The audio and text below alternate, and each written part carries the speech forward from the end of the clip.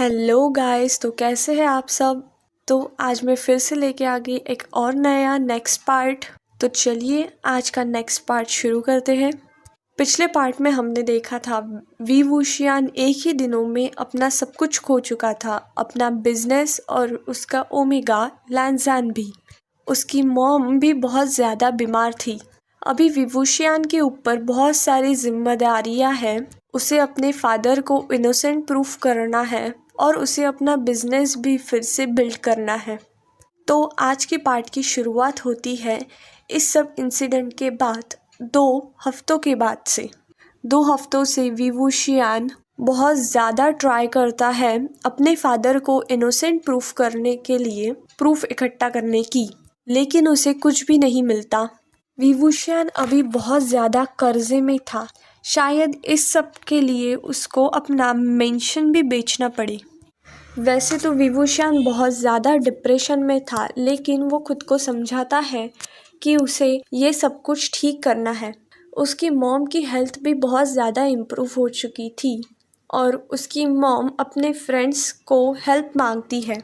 लेकिन वही दूसरी तरफ लैंजान, वो बिल्कुल भी विवूशियान से कांटेक्ट नहीं करता। वो अपने मतलबी दोस्तों को भी छोड़ चुका था और अभी उसे पैसों की बहुत ज़्यादा याद आ रही थी जो विवूशियान उसे दिया करता था।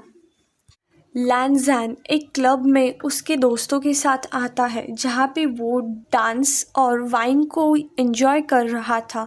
उसने एक टाइट शर्ट और जीन्स पहना था जिससे उसका पूरा बॉडी शेप विजिबल हो रहा था, जिसकी वजह से बहुत सारे अल्फाज सिड्यूस हो रहे थे।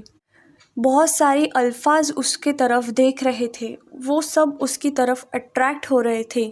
उसमें से एक अल्फा खुद को कंट्रोल नहीं कर पाता और वो लैंजान के पास आता है, उसका हाथ पकड़ के उसके साथ डांस करने लगता है।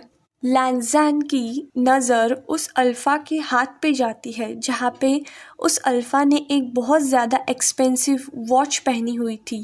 लैंजान उस अल्फ़ा के क्लोथ्स को ऑब्जर्व करता है। वो बहुत बड़ी ब्रांड्स की और बहुत एक्सपेंसिव थे। उस अल्फ़ा को समझ में आ जाता है कि वो ओमेगा उसके रिचनेस से अट्रैक्ट हो रहा है। ये सब देखते ही वो ओमेगा से पूछता है, तुम्हारा नाम क्या है? जिसमें लैंजान उसे रिप्लाई देता है और उसे भी उसका नाम पूछता है। मेरा नाम पेट्रियाक है और तुम बहुत ज़्यादा सेक्सी हो। जिस पे लैंजान उसे रिप्लाई देता है, मैं ये जानता हूँ। बाय द वे तुम बहुत ज़्यादा हैंडसम हो। मैं बहुत ज़्यादा लकी होऊंगा अगर तुम मेरी शुगर बेबी बनोगी। 2 महीनों बाद मेरी शादी होने वाली है किसी और से, लेकिन तब तक मुझे मेरी लाइफ एंजॉय करनी है एक ओमेगा के साथ। तो क्या 2 महीनों के लिए तुम मेरी शुगर बेबी बन सकते हो? पेट्रियाक लैंजान से पूछता है, जिससे लैंजान एक सोच में पड़ जाता है। लैंजान को एक सोच में देख के पेट्रियाक उससे पूछता है, क्यों, क्या हुआ? तुम्हें ये ऑफ़र पसंद नहीं आई? लैंजान उसे बोलता है, नहीं, लेकिन अगर जब मैं डिसाइड करूँगा कि मुझे जाना है तो क्या मैं जा सकता हूँ? जिस पे पेट्रियाक उसे रिप्लाई देता है, हाँ, जो तुम्हारी मर्ज़ी, मैं तुम्हें जाने दूँगा, मैं तुम्हें फोर्स नहीं करूँगा। जिसके रिप्लाई में लैंजान एक स्माइल के साथ अपना सिर हाँ में हिलाता है। पेट्रियाक लैंजान से पूछता है, क्या तुम कुछ पीना चाहोगे? जिसमें लैंजान उसे वाइन के लिए बोलता है। पेट्रियाक बारटेंडर से एक वाइन प्रिपेयर करने के लिए बोलता है, उसके लिए और लैंजान के लिए, जो एक बहुत ज़्यादा एक्सपेंसिव वाइन थी। एक स्माइल करता है और उसके दिमाग में विवूशियान का ख्याल आता है। वो भी उसे ऐसी ही एक्सपेंसिव वाइन दिया करता था, लेकिन अभी मुझे उसका ख्याल क्यों आ रहा है? वो दोनों एक दूसरे को देख के वाइन पीने लगते हैं। लैंजान सिर्फ 3 ग्लास वाइन पीता है और वो अभी से ही थोड़ा बहुत ड्रंक हो चुका था। जिसे देख के विवूशियान उसे पूछता है, क्या तुम और पीना चाहोगे? नहीं, मुझे और नहीं पीना, मुझे वॉशरूम जाना है। ठीक है, मैं तुम्हें वॉशरूम तक छोड़ के आता हूँ।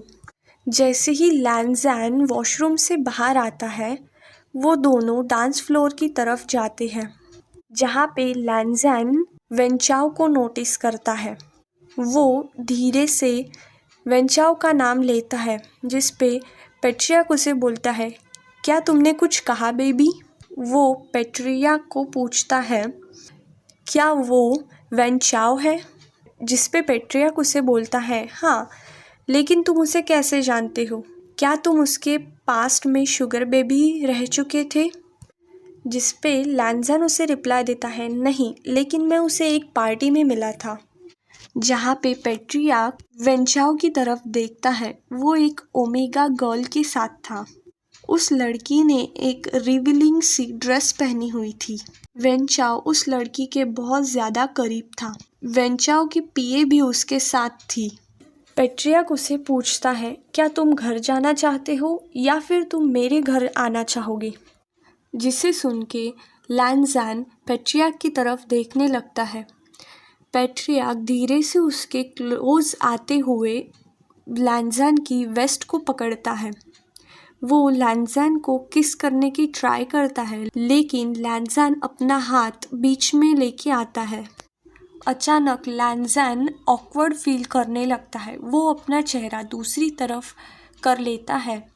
लैंज़ैन अभी भी विवुशियान को भूल नहीं पा रहा था, जिससे लैंज़ैन पेट्रियाक को बोलता है, I am sorry daddy, but अभी मैं अनकंफर्टेबल हूँ यहाँ पे। जिससे पेट्रियाक लैंज़ैन को बोलता है, मैं बहुत ईगर हूँ बेबी, प्लीज़ मुझे तुम्हें टच करने दो।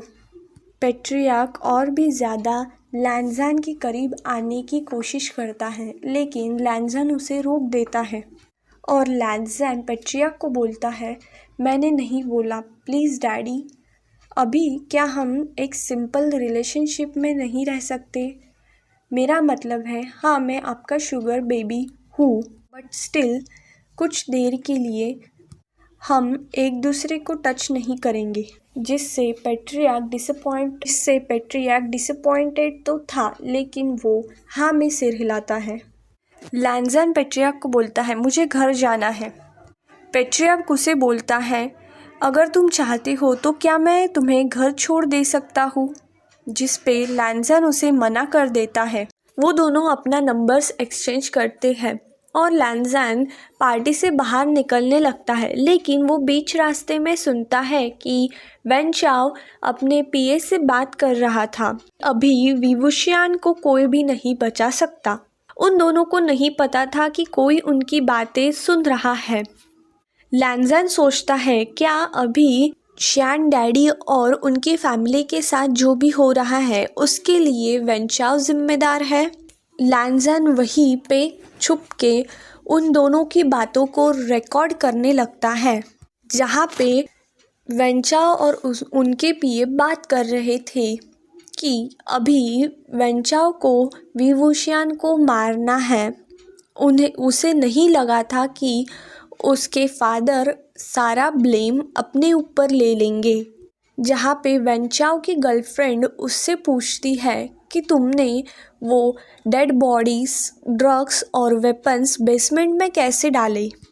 जहाँ पे वेंचाओ उसे बोलता है, मेरे लिए ये बहुत ज़्यादा बड़ी बात नहीं है, मेरे कुछ स्पाइस उसके कंपनी में थे और उनके वजह से ही ये सब पॉसिबल हुआ है। पीए उन दोनों को बोलता है कि बॉस, हमें ये सब यहाँ पे नहीं बोलना चाहिए, अगर किसी ने सुन लिया तो। वेंचाओ, हाँ, तुम ये सही बोल रहे हो। और वो तीनों पार्टी एंजॉय करने लगते हैं और लैंज़ैन अपनी रिकॉर्डिंग ख़त्म करके अपने अपार्टमेंट पे वापस आता है, जहाँ पे लैंज़ैन अपने रूम में बैठ के ये सोचने लगता है कि मुझे अभी शियान डैडी के बारे में नहीं सोचना है। अभी मेरे पास एक न्यू शुगर डैडी है और वो भी एक हैंडसम और रिच अल्फ़ा है। लैंज़ैन पेट्रियाक से मिलना शुरू कर देता है। वो पेट्रियाक के साथ अब तक 2 पार्टीज़ अटेंड कर चुका था, जहाँ पे बहुत से लोग उसे पहचान जाते हैं, क्योंकि उन्होंने पहले लैंज़ैन को विवुशियान के साथ देख लिया था।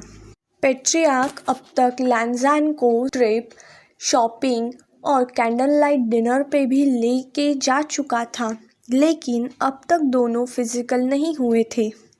पेट्रियार्क लैंज़ान के करीब आने की कोशिश तो करता था, लेकिन लैंज़ान उसे दूर धकेल देता था। वहीं दूसरी तरफ विवुशियान को कुछ बेसिक से प्रूफ मिल गए थे उसके फादर को इनोसेंट प्रूफ कराने के लिए, लेकिन वो भी अब तक इनफ नहीं थे उन्हें जेल से बाहर लाने के लिए। विवुशियान को अब तक नहीं पता चला था कि उसके खिलाफ ये साजिश किसने रची है।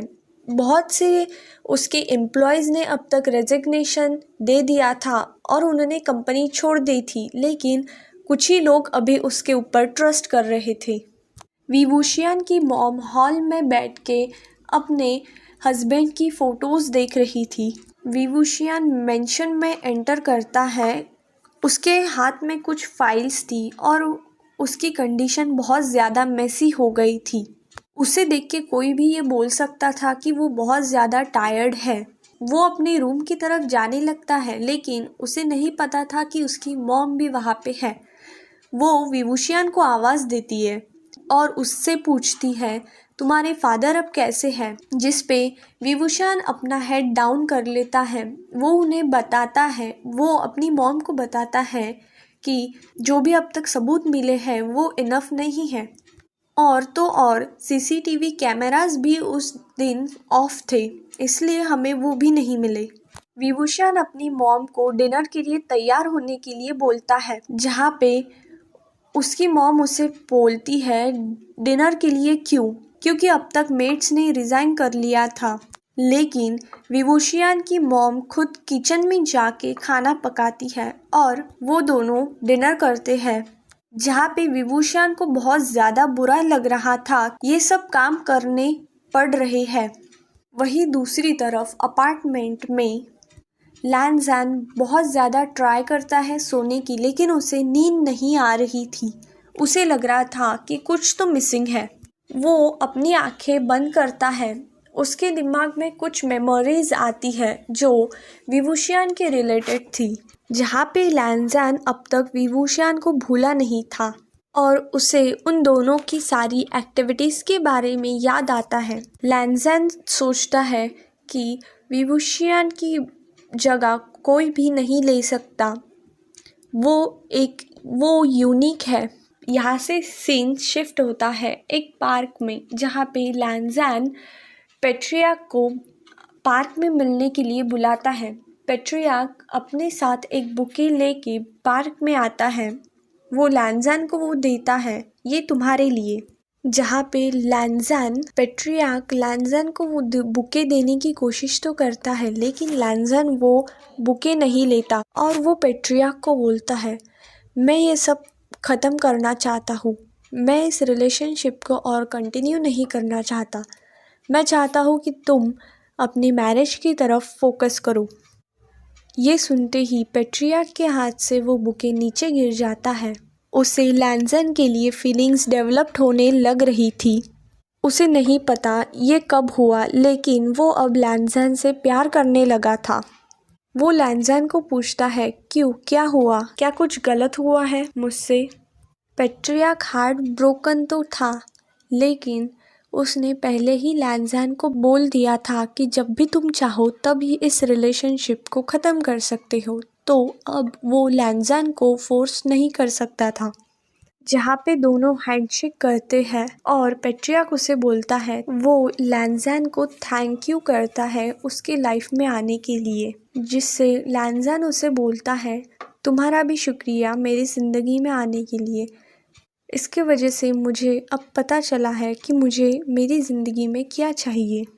पेट्रियार्क वहाँ से अपनी सनग्लासेस पहन के जाने लगता है, लेकिन उन सनग्लासेस के पीछे उसकी आंखों में आंसू थे।